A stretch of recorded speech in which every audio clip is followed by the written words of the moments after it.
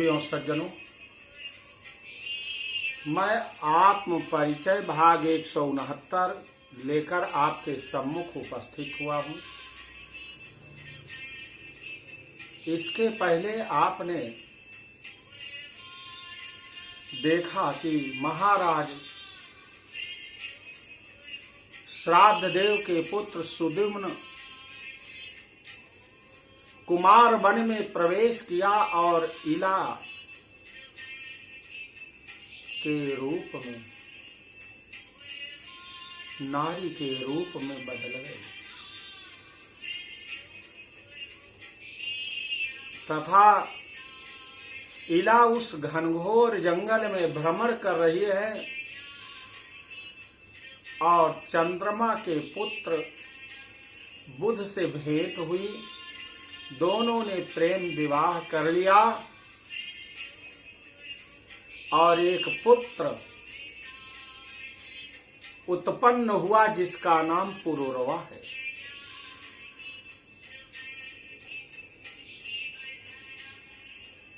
महाराज सुद्युम्न इला के रूप में है। उधर उनके माता पिता श्राद्धदेव और श्रद्धा मृत्यु को प्राप्त हो गई हैं।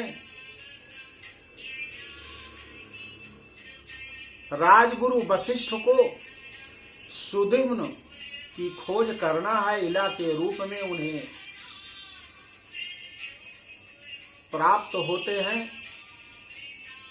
इसके बाद भगवान भोलेनाथ की तपस्या किया। भगवान भोलेनाथ ने कहा कि 1 महीने ये पुरुष के रूप में रहेंगे और 1 महीने स्त्री के रूप में रहेंगे। 1 महीने पुरुष के रूप में, 1 महीने स्त्री के रूप में। श्री भगवानुवाच वरम प्रारवथ्यापि वरै विप्रसे यत्ते मनसि वर्तते इति युक्तं प्रणम्य ईलां पुंसतम् अभ्यर्थयन् मुनिः।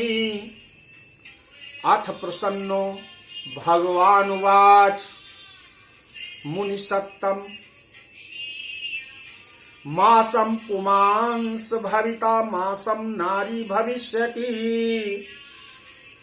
इति प्राप्य वरं शंभोर महर्षि जगदम्बिकाम् वरदानोन्मुखीं देवीं प्रणनाम महेश्वरीं कोटिचंद्र कलाकांतिं सुस्मितां परिपूज्य च तुष्टाव भक्तया सतत मिलाया पुंस्त्वा काम्यया। जय देवी महादेवी भक्तानुग्रहकारिणी। जय सर्वसुराराध्ये जया अनंत गुणालये। नमो नमस्ते देवेशि शरणागत वत्सले। जय दुर्गे दुख हंत्री दुष्ट दैत्य निषूदनी। भक्ति गम्ये महामाये नमस्ते जगदम्बिके। संसार सागरोत्तार कोटि भूतपताम्बुजे ब्रह्मादयो अपि विबुधास् त्वत्पादाम्बुज सेवया। विश्वसर्ग स्थिति लय प्रभुत्वं समवाप्नुयुः प्रसन्ना भव देवेशि चतुर्वर्ग प्रदायिनी। कस्त्वां स्तोतुं क्षमो देवी केवलं प्रणतो अस्म्यहम्। एवं स्तुता भगवती दुर्गा नारायणी परा। भक्तया वसिष्ठ मुनिना प्रसन्ना तत्क्षराद्भूत तदोवाच महादेवी प्रणतार्ति हरिमुनिम्। सुद्युम्न भवनं गत्वा कुरु भक्त्या मदर्शनम्। सुद्युम्नं श्रावाय प्रीत्या पुराणं मत्प्रियम् मत्प्रियङ्करम् देवी भागवतम नाम नाओ होती धीर्दुयेत्तमः श्रवणातेव सततं पुंस्त्वामस् भविष्यति इति उक्त्वा चातिरोधानं गच्छतमः स्म शिवेश्वरो वसिष्ठस्तां दिशं नत्वा समागत्याश्रमं निजम् समाहूय चासुद्विमुनं देव्या आराधनम् आदिशत आश्विनस्य शिते पक्षे सम्पूज्य जगदम्बिकां नवरात्र विधानेन श्रावयामास भूपतिम् श्रुत्वा भक्तयापि सुद्युम्नः श्रीमद्भगवतामृतम् प्रणम्य अभ्यर्च्य च गुरुं लेभे पुंस्त्वं निरन्तरम् राज्यासने अभिषिक्तस्तु वसिष्ठेन महर्षिणः भुवं शासास धर्मेण प्रजा शैवास अनुरञ्जयन् ईजे च विविधैर्यज्ञैः सम्पूर्णवरदक्षिणौ पुत्रे स्वराज्यं सन्दिश्य प्राप देव्या सलोकताम् इति कथितां शेषं साइतिहासं च विप्रा यदि पठति सुभक्तया मानो वा शृणोति च साई सकल कामान् प्राप्य देव्या प्रसादात् परम् अमृतं मथान्ते याति देव्यास सलोकम्।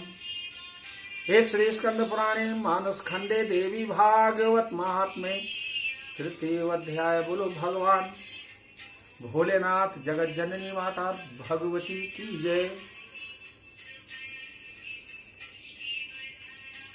भगवान भोलेनाथ ने कहा कि सुदुम्न एक महीने स्त्री के रूप में रहेंगे, एक महीने पुरुष के रूप में रहेंगे। इसके बाद जनता ने इसे स्वीकार नहीं किया। इस बात को जब सुना तो प्रजा ने नहीं स्वीकार किया। अंत में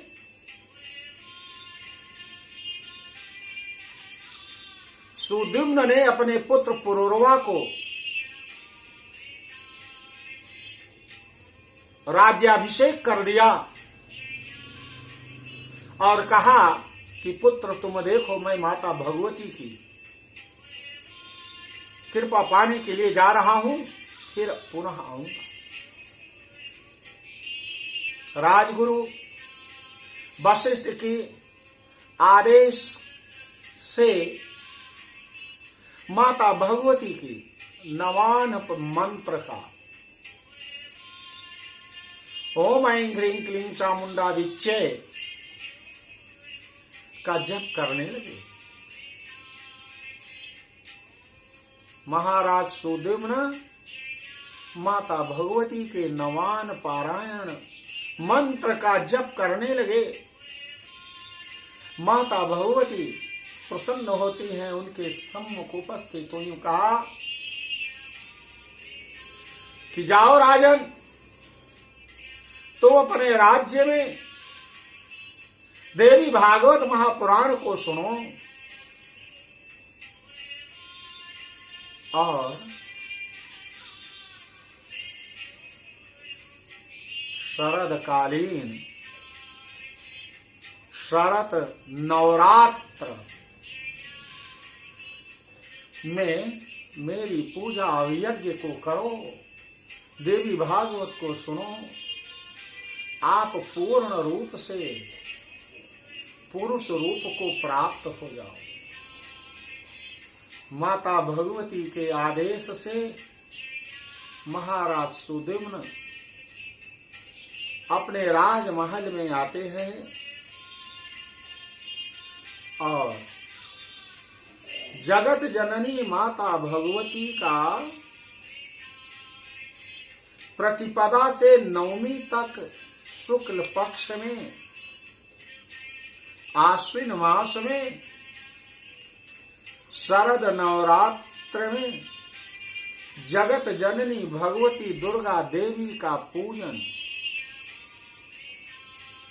किया और देवी भागवत महापुराण को महाराज सुदिम्न को राजगुरु वशिष्ठ मुनि ने सुनाया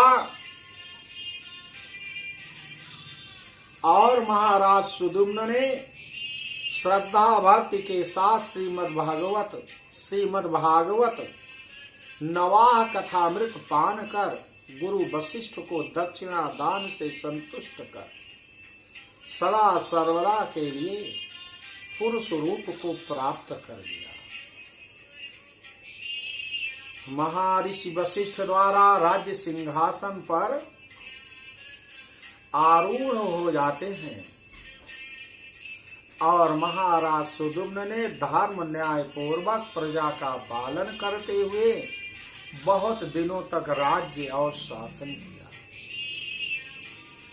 अपने राज्य काल में अनेक प्रकार के यज्ञ एवं दान पूरे करके अंत में अपने पुत्र को सदा सर्वदा के लिए राज्य का भार सौंपकर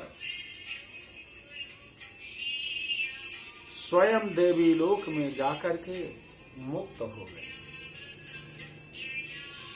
इस प्रकार मैंने आपको देवी महात्मा का संक्षिप्त इतिहास बताया। जो भी मनुष्य इसका पठन पाठन करता है तो भगवती दुर्गा देवी के दया से इस लोक में अपनी संपूर्ण कामनाओं को पूर्ण करता है। अंत में मरने पर देवी लोक को प्राप्त होता है, देवी लोक को प्राप्त होता है। इसलिए देवियों और सज्जनों, देवी भागवत महापुराण को आप ध्यान पूर्वक शुरू से अंत तक आप सुने जरूर। सूत जी कहते हैं कि हे ऋषियों सुनो, महाराज जन्मेजय आप ध्यान से सुनिए। सूतोवाच सुद्युम्ने तु दिवमे आते राज्यम चक्रे पुरुर्वाह सगुणश्चा स्वरूपश्चा प्रजारंजन तत्परः प्रतिष्ठाने पुरे रम्ये राज्यम सर्व नमस्कृतम चकार सर्वधर्मज्ञः प्रजारक्षण तत्परः मंत्रासु गुप्तस् तस्या आसीत् परत्रा अभिज्ञता तथा सदयोत्साह शक्तिश्चा प्रभुशक्तिस् तथोत्तमः समादानादया सर्वे वसगास्तस्य भूपते वर्णाश्रमान् स्वधर्म स्थान कुर्वन् राज्यं ससा हा यज्ञांच विविधान् चक्रे सा राजा बहुदक्षिणान् ददानि च पवित्राणि ददावथ नराधिपः तस्य रूप गुणय औदार्य शील द्रविण विक्रमान् श्रुत्रोरु उर्वशी वशीभूता चक्र में तम नराधिपम ब्रह्म शापाभितप्ता सा मानुषम लोकम स्थिता गुणिनम तम नृपम मत्वा वारयामास मानिनी समयम चादृशम कृत्वा स्थिता तत्र वरांगना एता पुराण कौराजन्यस्तौ रक्षस्व मानद घृतम में भक्षणम नित्यम नान्यत किंचन नृपासनम नेक्षे त्वाम चा महाराज नग्नम अन्यत्र मैथुनात् भाषा बंधा स्वयं राजन यदि भग्नो भविष्यति तदा त्यक्त्वा गमिष्यामि सम्मे तद ब्रवीम्यहम् अंगीकृतं च तदराज्ञा कामिन्या भाषितं तु यत् स्थिता भाषण बांधनेन शापानुग्रह कामया रेमे तदा सा भूपालो लीनो वर्षगणान् बहून् धर्म कर्मादिकं त्यक्त्वा चोरवस्या मदमोहिता एक चित्तस्तु संजात तस्मन् मनस्को महीपति न ससाक तया हीना क्षणम् अप्ययति मोहिता एवं वर्षगणान्ते तु स्वर्गस्था पाकशासना उर्वशीं नागतां दृष्ट्वा गन्धर्वना देवराट् उर्वशीं आनयध्वं भो गन्धर्वा सर्व एव हि हृतो वारुणो गृहत्तस्य भूपते समये किल उर्वशी रहितं स्थानं मदीयं नास्ति शोभते येन केना अप्युपायेन तम आनयत कामिनीम् इति युक्तास्ते अथ गन्धर्वा विश्वास पुरोगमा ततो गत्वा महागाढे तमस्प्रति उपस्थिते जुहुस तावुर्णो देवा रममाणं विलोक्यतं चक्रदन्तुस्तदा तौ तु ह्रियमाणो विहाय सा उर्वशी तद उपकर्ण्य क्रन्दितं सु तयोरिव कुपितो वाच राजानं समयोऽयं कृतो मया नष्टाहं तौ विश्वासादृतौ चारैर्ममोरणौ राजन पुत्र समावेतो त्वं किं शेषे स्त्रिया समा हतास्म्यहं कूनाथेन न पुंसा वीरमानिना पूर्णौ मे गतौ चाद्य सदा प्राणप्रियो मम एवं विलप्यमानां तां दृष्ट्वा राजा विमोहिता नग्नमेव एव तूर्णं पृष्ठा पृथिवीपति विद्युत् प्रकाशिता तत्र गन्धर्वैर्निर्विवेशमन् नग्नभूतस्तया दृष्टो भूपतिर्गन्तु कामया त्यक्तो तोरणौ गता सर्वे गन्धर्वा पथि पार्थिवाः नमो जग्रातौ श्रान्तो जगाम सुगृहं प्रति तदोर्वशीं गतां दृष्ट्वा विललापति दुःखिता नग्नं वीक्ष्य पतिं नारी गता सा वरवारिणी